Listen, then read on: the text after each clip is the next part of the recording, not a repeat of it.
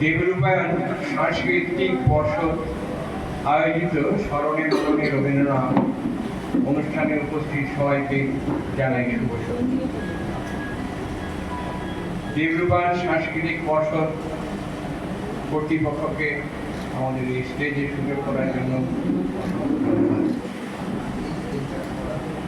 কবিগুরু রবীন্দ্রনাথ ঠাকুরকে আমাদের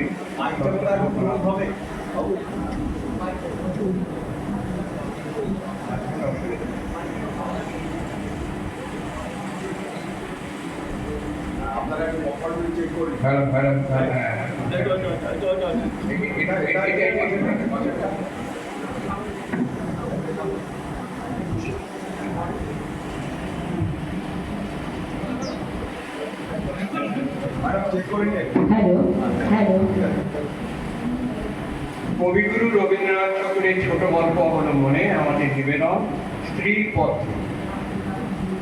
নারীকে আপন ভাগ্য জয় করিবার কেহ নাহি দিবে অধিকার, হে বিধাতা।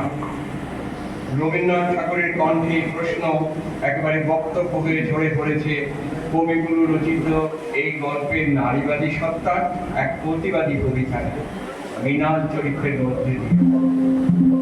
শুরু করছি স্ত্রীর পত্র।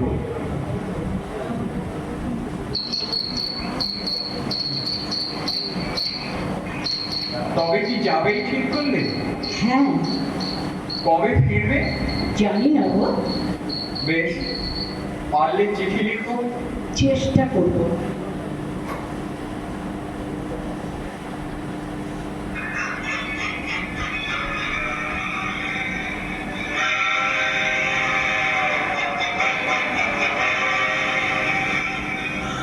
মহেশ, মহেশ, যে চিঠিখানা আমার নামে এসেছে সেটা দিয়ে যা তো।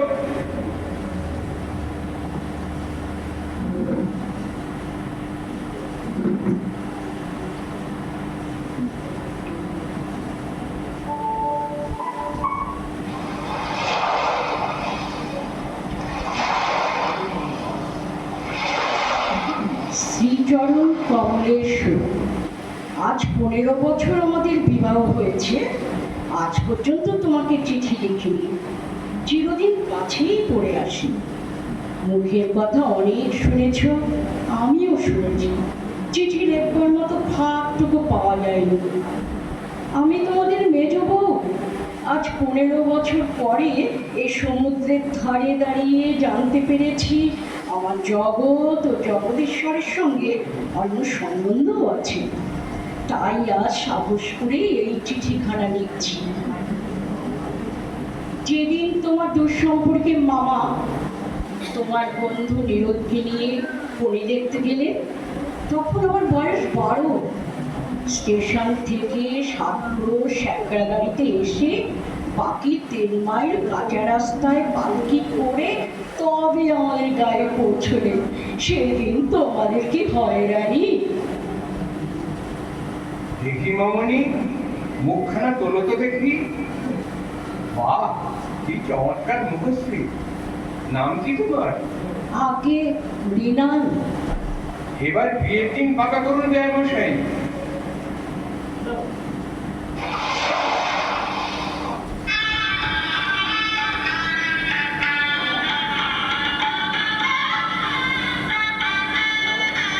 সমস্ত আকাশকে কাঁদিয়ে দিয়ে বাঁশি বাজতে লাগলো।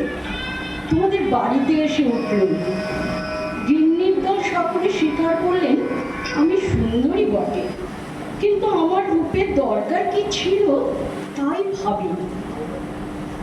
আমার যে রূপ আছে সে কথা ভুলতে তোমার বেশি দিন লাগেনি, কিন্তু আমার যে বুদ্ধি আছে সেটা তোমাদের পদে পদে স্মরণ করতে হয়েছে। তোমাদের ঘরের বইয়ে যতটা বুদ্ধি দরকার, বিধাতা অসতর্ক হয়ে আমাকে তার চেয়ে অনেকটা বেশি দিয়ে ফেলেছেন। সে আমি এখন ফিরিয়ে দিই কাকে?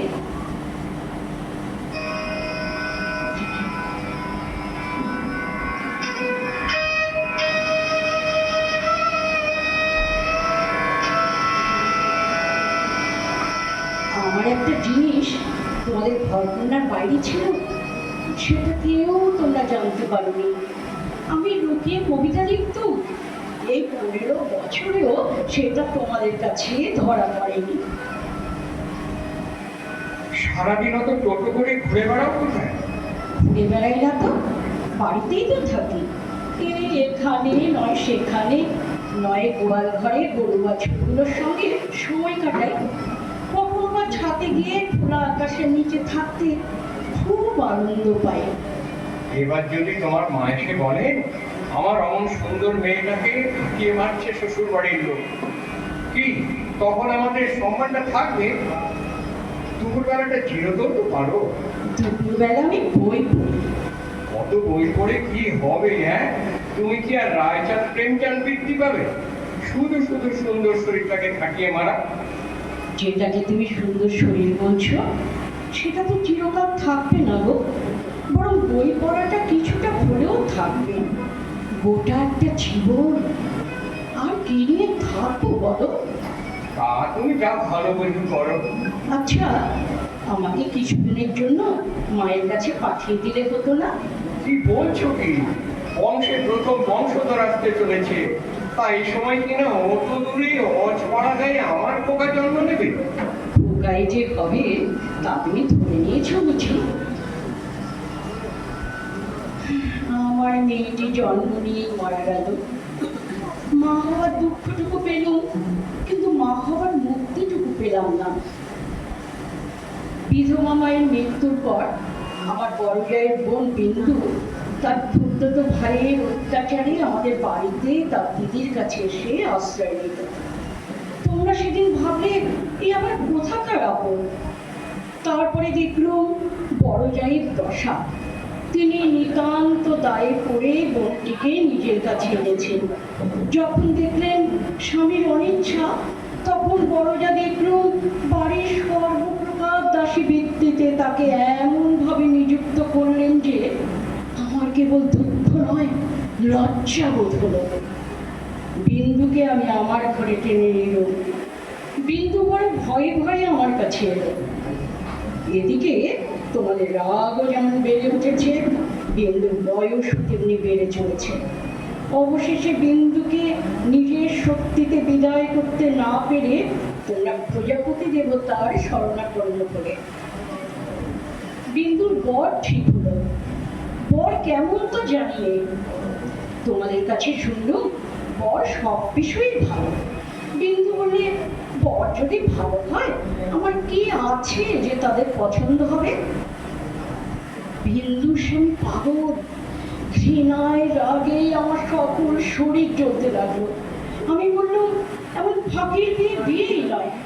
বিন্দু, তুই যেমন ছিলি তেমনি আমার কাছে থাক, দেখি তোকে কে নিয়ে যেতে পারে। বিন্দু মিথ্যে কথা বলছে। ও কখনো মিথ্যে বলেনি। কেমন করে জানলে? আমি নিশ্চয়ই জানি। বিন্দু শ্বশুর বাড়ির লোকে পুলিশ কেস করলে মুশকিলে পড়তে হবে। ফাঁকি দিয়ে পাগল বরের সঙ্গে ওর বিয়ে দিয়েছে, এ কথা কি আদালত শুনবে না? তবে কি এই নিয়ে আদালত করতে হবে নাকি? কেন, আমাদের দায় কিসের? আর খরচটাই বা আসবে কোত্থেকে? আমার নিজের গয়না বেচে যা করার করবো। উকিল বাড়ি ছুটবে নাকি? এ কথার জবাব নেই। কপালে পরাঘাত করতে পারি, তার বেশি আর কি করব? মনে করল বিন্দুকে এই বেলা আমার শোবার ঘরে এনে তাকে নিয়ে ঘরের তালা বন্ধ করে বসে থাকি। খোঁজ করে দেখি বিন্দু নেই। শুনলাম বিন্দু আপনি বাইরে গিয়ে ভাসুরের কাছে ধরা দিয়েছে। কদিন পরে তোমাদের কাছে শুনলাম বিন্দু আবার পালিয়েছে। হতভাগিনীর যে কি অসহ্য কষ্ট তা বুঝলো, অথচ কিছুই করার রাস্তা নেই।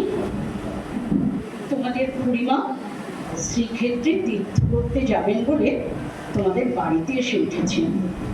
আমি তোমাদের বললুম আমিও যাব, তোমরা কিছুমাত্র আপত্তি করবে না। বুধবারে আমাদের যাবার দিন আমি আমার ভাই শরৎকে ডেকে বললুম যেমন করে হোক বিন্দুকে বুধবারে ঘুরে যাওয়ার গাড়িতে তুলে দিতে হবে। সেদিন সন্ধ্যার সময় শরৎ আবার এলো। সে বললে, তার আর দরকার নেই দিদি। কাল রাত্রিরে সে কাপড়ে আগুন ধরে আত্মহত্যা করে মরেছে।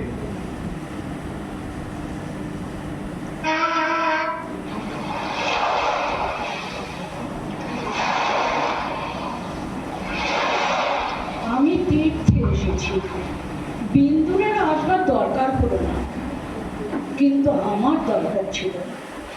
দুঃখ বলতে লোকে যা বোঝে, তোমাদের সংসারে তা আমার ছিল না। তোমার দাদার চরিত্র যেমন হোক, তোমার চরিত্রে এমন কোনো দোষ নেই যাতে বিধাতাকে মন্দ বলতে পারি। কিন্তু আমি আর তোমাদের ওই 27 নম্বর মাখন গড়ালের গড়িতে ফিরব না। আমি বিন্দুকে দেখেছি, সংসারের মাঝখানে মেয়ে মানুষের পরিচয়টা যে কি তা আমি পেয়েছি, আর আমার দরকার নেই। তারপরে এও দেখেছি, ও মেয়ে বটে, তবু ভগবান ওকে ত্যাগ করেননি। মৃত্যু তোমাদের চেয়ে বড়, সেই মৃত্যুর মধ্যে সে মহান।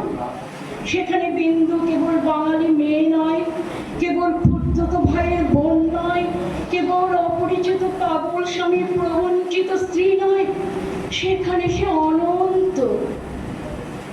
সেই মৃত্যুর বাসী এই বালিকার ভাঙা হৃদয়ের ভিতর দিয়ে আমার বুকের মধ্যে যেন বাণ বিদ্ধ। বিধাতাকে জিজ্ঞাসা করল, তোমার এমন ভুবনে আমার এমন জীবন নিয়ে কেন ওই অতি তুচ্ছ ইট কাঠের আড়ালটার মধ্যেই আমাকে তিলে তিলে মরতেই হবে? কিন্তু মৃত্যুর বাসী বাঁচতে লাগলো। কোথায় রে রাজমিস্ত্রির গলা দেয়াল, কোথায় রে তোমাদের ঘোড়ো আইন দিয়ে গড়া কাটার বেড়া? কোন দুঃখে, কোন অপমানে মানুষকে বন্দি করে রেখে দিতে পারে? ওই তো মৃত্যুর হাতে জীবনের জয় পতাকা উঠছে। ওরে মেজ বউ, ভয় নেই তোর? তোমাদের গলিকে আর আমি ভয় করিনি। আমার সম্মুখে আজ নীল সমুদ্র, আমার মাথার উপরে আষাঢ়ের মেঘপুঞ্জ। তোমাদের অভ্যাসের অন্ধকারে আমাকে ঢেকে রেখে দিয়েছিলে। ক্ষণকালের জন্য বিন্দু এসে তার আপনার মৃত্যু দিয়ে আমার আবরণখানা আগাগোড়া ছিন্ন করে দিয়ে গেল। আজ বাইরে এসে দেখি আমার গৌরব রাখার জায়গা নেই। আমার এই অনাদৃত রূপ যার চোখে ভালো লেগেছে, সেই সুন্দর সমস্ত আকাশ দিয়ে আমাকে চেয়ে দেখছেন। এইবার মরেছে মেজবউ। তুমি ভাবছো আমি মরতে যাচ্ছি? ভয় নেই, আমার পুরনো ঠাট্টা তোমাদের সঙ্গে আমি করবো না। মীরাবাইও তো আমারই মতো মেয়ে মানুষ ছিল, তার শিকড়ও তো কম ভারী ছিল না। তাকে তো বাঁচবার জন্য মরতে হয়নি। মীরাবাই তার গানে বলেছিল, ছাড়ুক বাপ, ছাড়ুক মা, ছাড়ুক যে যেখানে আছে, মীরা কিন্তু লেগেই রইল প্রভু। তাতে তার যা হবার তা হোক, এই লেগে থাকাই তো বেঁচে থাকা। আমিও বাঁচব, আমি বাঁচব। তোমাদের চরণ চিহ্নতলা স্মৃত ঋণার